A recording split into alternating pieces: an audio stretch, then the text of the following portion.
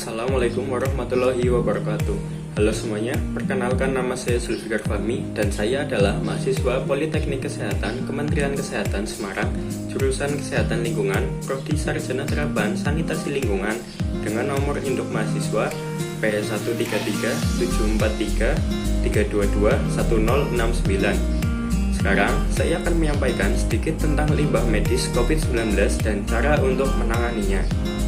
Sebelum masuk ke penjelasan mengenai penanganan limbah COVID-19, kita harus mengetahui terlebih dahulu apa itu COVID-19. Penyakit coronavirus 2019 atau COVID-19 adalah infeksi saluran pernapasan yang disebabkan oleh jenis virus corona.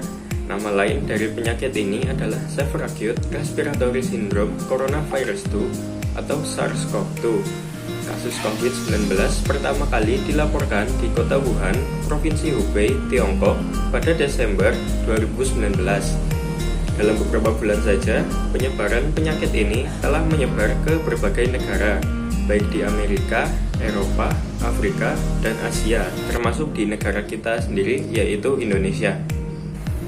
Tidak dapat dipungkiri bahwa pandemi COVID-19 yang masih terjadi hingga saat ini membawa banyak dampak pada lingkungan di sekitar kita, entah itu dampak positif maupun dampak negatif.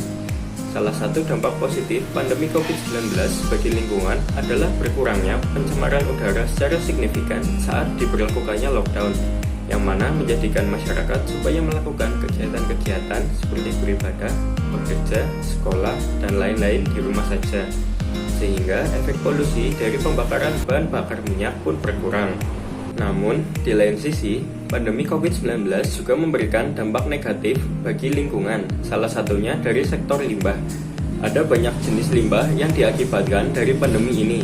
Contohnya ada air limbah dari pasien COVID-19 dan ada juga limbah padat khusus seperti masker sekali pakai, jas APD atau alat pelindung diri, dan sarung tangan.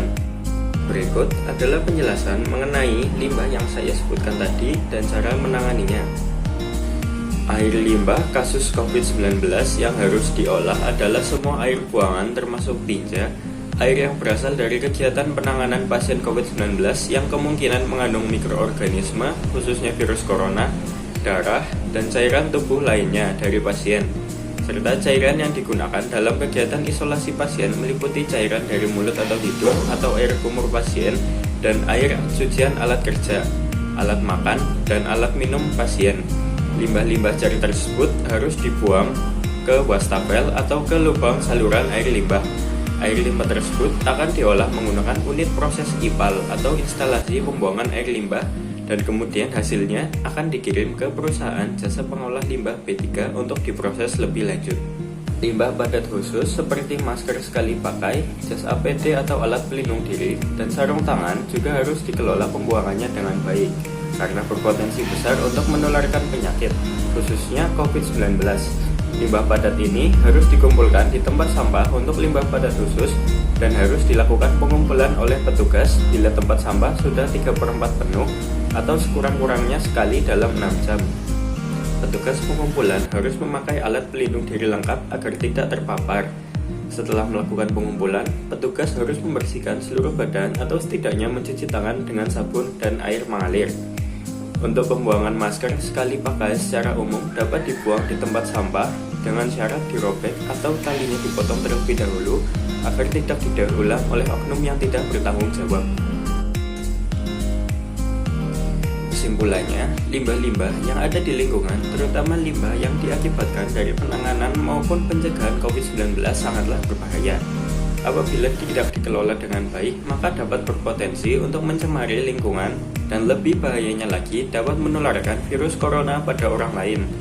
Oleh karena itu, setelah mengetahui potensi bahaya dari limbah COVID-19, mari kita ikut berpartisipasi untuk mengurangi penambahan limbah akibat COVID-19 ini dengan tidak keluar rumah apabila tidak ada keperluan yang begitu mendesak, sehingga kita tidak perlu menggunakan masker karena di rumah saja. Apabila memang harus pergi keluar rumah, jangan lupa untuk menggunakan masker dan disarankan untuk memakai masker medis karena dinilai lebih efektif untuk menghindari paparan virus corona dan tetap patuhi protokol kesehatan yang diberlakukan pemerintah. Ya, sekian yang dapat saya sampaikan mengenai limbah COVID-19 dan cara untuk menanganinya.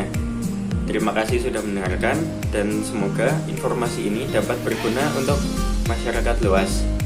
Apabila ada salah-salah kata, saya mohon maaf. Assalamualaikum warahmatullahi wabarakatuh.